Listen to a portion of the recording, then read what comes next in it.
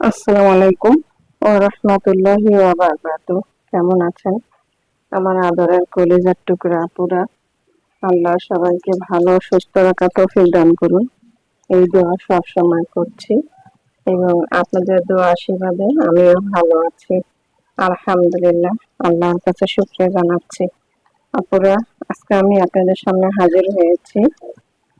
লাউ ও মসুর ডাল আমি ঘাটা রান্না করব। তা ভিডিওটি শুরু থেকে শেষ পর্যন্ত দেখতে থাকুন, লাউয়ের ঘাটা কিভাবে রান্না করছি।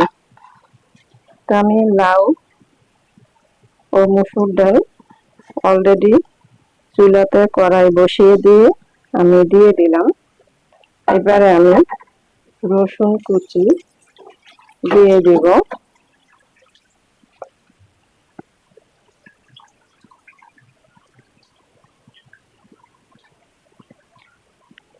রসুন কুচি দিয়ে দিলাম, দিয়ে দিব কাঁচামরিচ,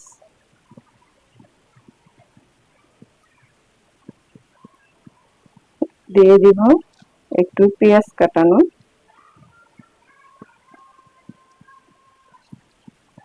এবং দুটো তেজপাতা আমি দিয়ে দিচ্ছি।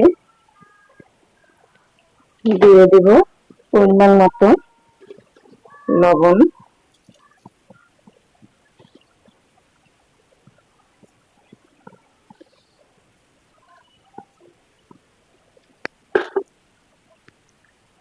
লবণ দিয়ে দিলাম। এবারে আমি গুঁড়ো হলুদ দিয়ে দিব,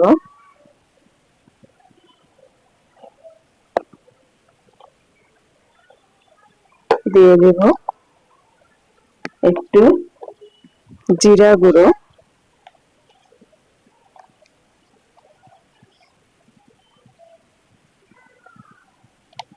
দিয়ে দিব এবার সরিষার তেল।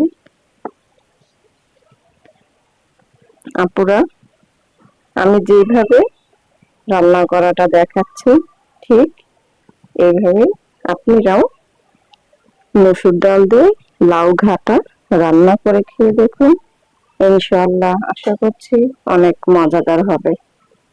তো আমি এখন ভালো করে নাড়াচাড়া করে দিচ্ছি।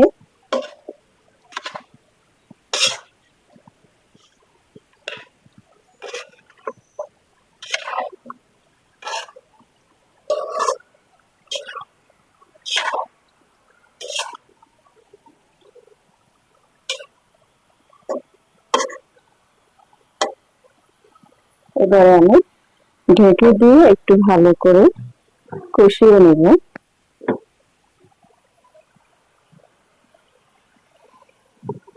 ঢেকে দিলাম।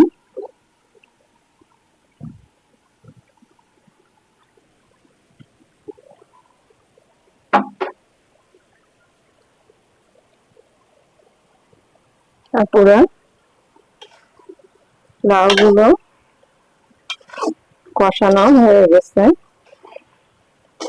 এবারে আমি পানি দিয়ে বরফ উঠিয়ে তারপরে লাউ ঘাটা রান্না করব।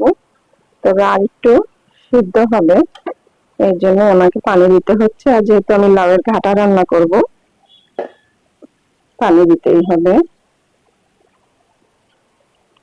তো আমি একটু পানি দিয়ে দিলাম।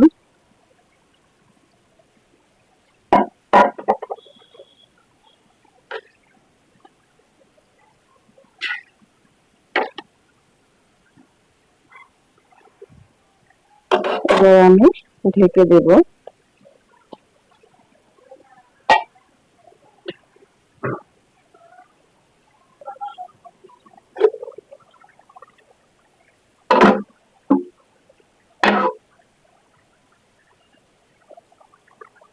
তারপরে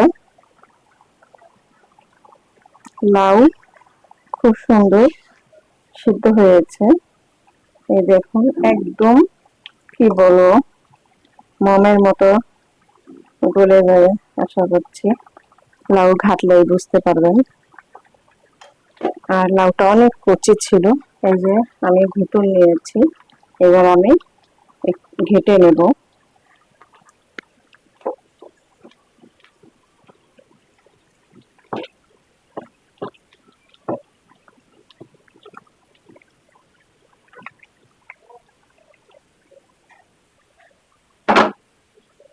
আপুরা, লাউ ঘাটা হয়ে গেল। এই দেখুন, এরকম লাউ কিন্তু আধা ভাঙ্গা করে ঘেটে নিতে হবে, মানে একবারে মিহিন করানো যাবে না, তাহলে খেতে মজা হবে না।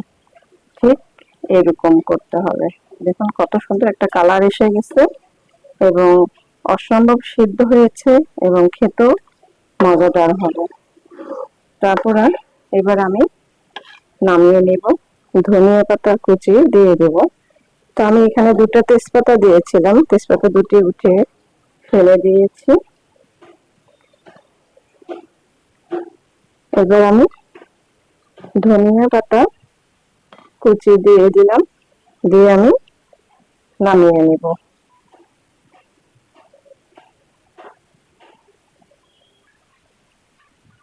আপুরা, হয়ে গেল লাউ ঘাটা রান্না।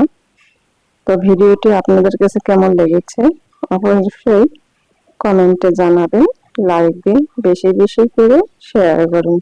দোয়া চাই ছোট্ট রান্নাঘর চ্যানেলটিকে সাবস্ক্রাইব করতে একদমই ভুলবেন না। যারা নতুন আপুরা দেখছেন, পাশে বেল বাটনটি ক্লিক করে আমার ভিডিওর পাশেই থাকুন। সবাই ভালো থাকুন, আল্লাহ সবাইকে সুস্থ রাখার তৌফিক দান করুন, এই দোয়া কামনা করে রেখে দিচ্ছি।